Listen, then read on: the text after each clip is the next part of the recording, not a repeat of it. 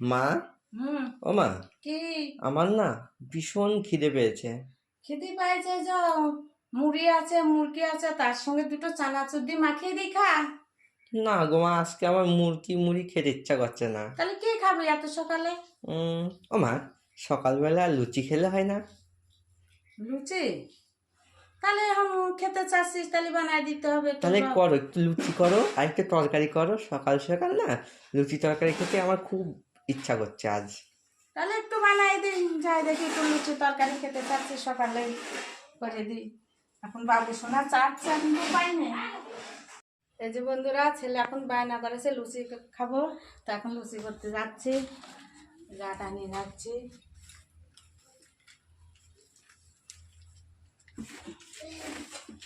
আবার এদিকে এই যে বন্ধুরা, ছেলে এখন লুচি খাবার চাইছে, তাই আমি লুচি তরকারি করার জন্য যে আলু কাটছি।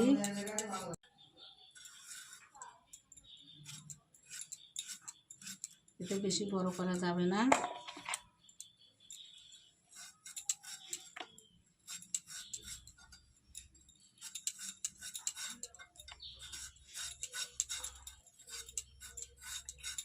ছেলে পেলের বায়নার আর শেষ নাই, এখন কি করা যাবে।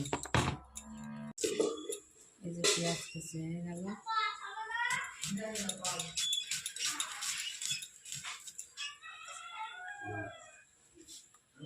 লঙ্কা ভেবে নিই। 7 থেকে 8টা লুচি করবো, কি 10টা, তার বেশি করবো না। একটু ঘি দিয়ে দিই। বাবুরে, এই চিনির কোটাটা দে তো। আমি উনুনে দিয়ে দিচ্ছি।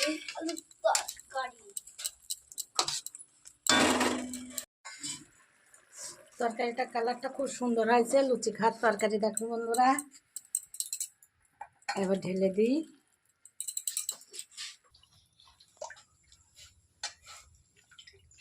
বন্ধুরা, আমি লুচিটা সুন্দর করে গোল করে নিই, তারপর বেলবো।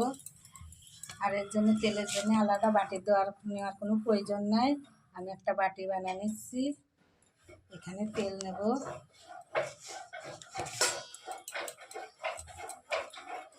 অল্পটাই লুচি করবো এখন সকালবেলা টিফিনের জন্য, ছেলে খেতে চাইছে তাই। এ দেখো বন্ধুরা, আমার লুচি বেলা হয়েছে, এখন আমি লুচি তেলের উপর ছেড়ে দিই।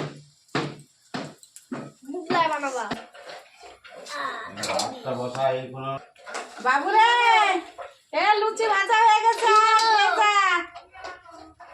সুন্দর হয়েছে তাই না?